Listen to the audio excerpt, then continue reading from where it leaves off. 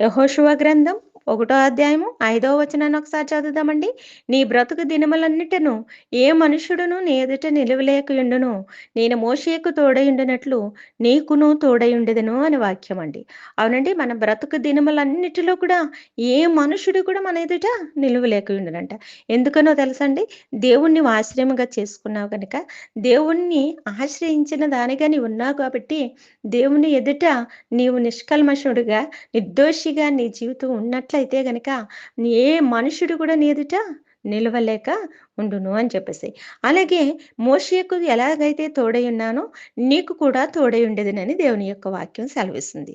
మనం అనుకోవచ్చు, అయ్యో! నాకు తోడెవ్వరు లేరే, నన్ను ఆదరించేవారు లేరే అని మనం అనుకోవచ్చు. కానీ ఆయన చెప్తున్నటువంటి మాట, మోషేకు నేనెలాగైతే తోడుగా ఉండి నడిపించానో, నీకు కూడా తోడై ఉంటానని యెహోషువతో సెలవిచ్చినటువంటి వాక్యము మన జీవితాల్లో కూడా నెరవేరును గాక. ఆమేన్.